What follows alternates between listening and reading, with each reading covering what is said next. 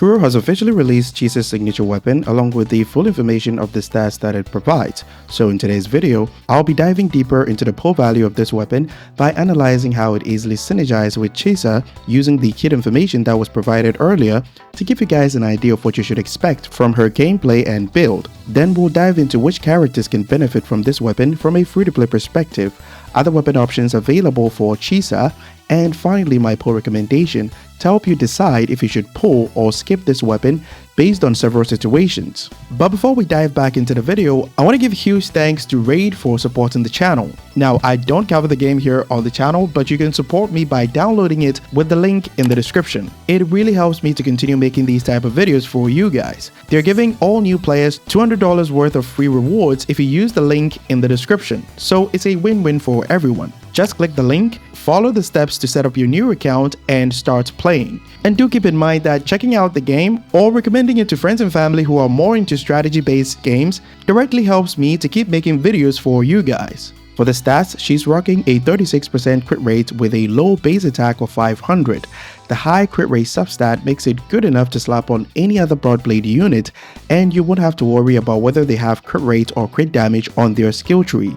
But the low base attack could be a problem if the character's inherent passives, Echo Sonata effects, and Echo substats does not provide more attack percentage or flat attack to make up for the low base attack. For Chisa, her Echo set provides 20% attack, which is okay to help with the low base attack, but try to roll additional flat attack or attack percentage substats on her Echoes if you want her to do more damage, because aside from her hyper carry teams where she can get attack percentage buffs from Moonlit and Rejuvenating Glow, she will not be able to obtain attack percentage buffs in her current negative status teams featuring Zani and Cortethia, or even future negative status effect team compositions, because she's meant to fulfill Showkeeper and Verena's role as a sustain unit and buffer for negative status teams. The good news is that it'll be easy to get at least 80% total crit rate if she has crit rate on her skill tree, even if your crit rate rolls are very low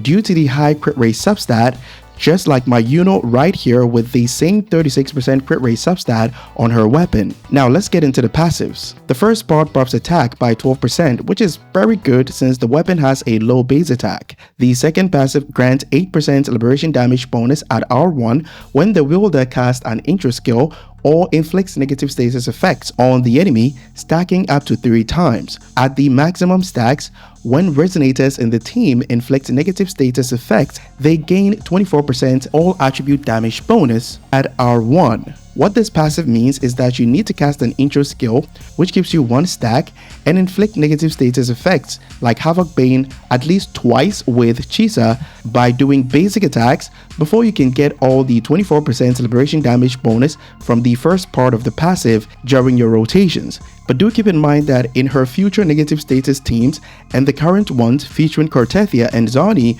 you have to start with Chisa in the first rotation, so you won't get any intro skills in the first rotation.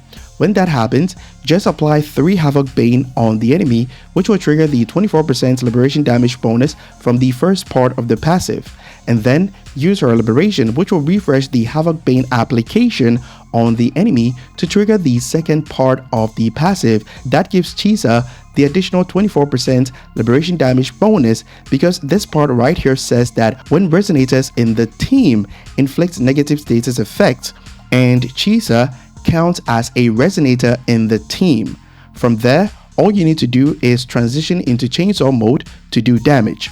But after the first rotation, you won't really have to think about stacking up Havoc Bane properly to trigger all the 48% liberation damage bonus that the weapon provides, because this Chisa passive right here ensures that enemies will always have this mark on them when she's off the field.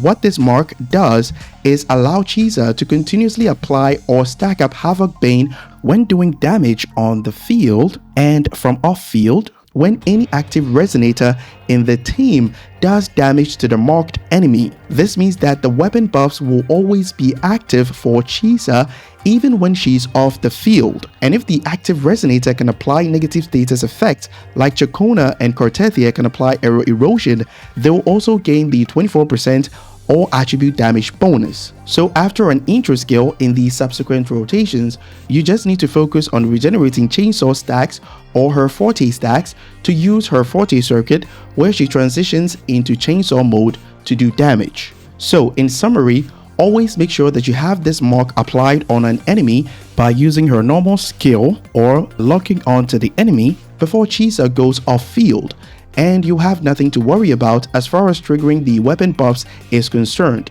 And that basically sums up how the weapon synergizes with Chisa. In terms of synergy with other units, Calcharo and Lupa are the only resonators that can make use of the passive, but they can only gain 8% liberation damage bonus for 15 seconds since they cannot apply negative status effects like Chisa. So they will not be able to trigger the max stacks that can grant the additional 24% all attribute damage bonus to teammates that can apply negative status effects. But the main selling point of this weapon is the high crit rate substat that it provides, so you can't really go wrong with pulling for it even if you don't have Chisa on your account from a versatility point of view, as long as you have pulls to spare. For her weapon alternatives, everyone should have Lustrous Razor as long as you've been playing the game for quite some time, and she can gain the 2 stacks which grants 14% liberation damage bonus by using her normal skill and the skill that transitions her into chainsaw mode. So if you cannot afford to pull for her and her weapon, make sure to grab at least 1 copy of Lustrous Razor from the standard banner. The second option is Lupa's Signature, which has a crit damage substat and grants 24% liberation damage bonus from the passive at R1 for just 6 seconds, which is pretty low, and you can easily lose the buffs if you're interrupted by enemies. That's why it should be the second priority in terms of performance from real combat situations. Now here are my pull recommendations. I don't recommend skipping this weapon for the following reasons. For free-to-play and low spenders, I highly recommend that you pick up this weapon as a versatile option to slap on any broadblade unit if you have pulls to spare, because it's by far the only broadblade in the game that has a huge crit rate substat, and you can always optimize your build and team building to get more attack from different sources depending on the wielder to make up for the low base attack that the weapon provides. For those planning on pulling for Chisa, getting this weapon not only buffs the main damage dealer who can apply negative status effects, but also buffs the sub DPS or hybrid that can also apply them. Think of a Chacona Cortethia team, for example, where they can both apply negative status effects, so the weapon buffs both of them, which can increase your damage quite significantly when paired with the 30% defense shred that Chisa can provide to all teammates for 20 seconds. But if you cannot afford to pull for the weapon and Chisa, make sure to grab Chisa first, slap Lustrous Razor on her, and get the weapon on her rerun. That'll be all for Chisa's weapon pull value breakdown.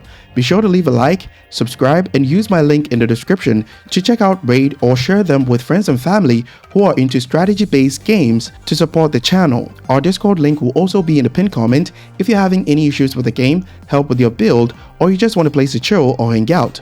Catch you guys in the next one. Bye bye.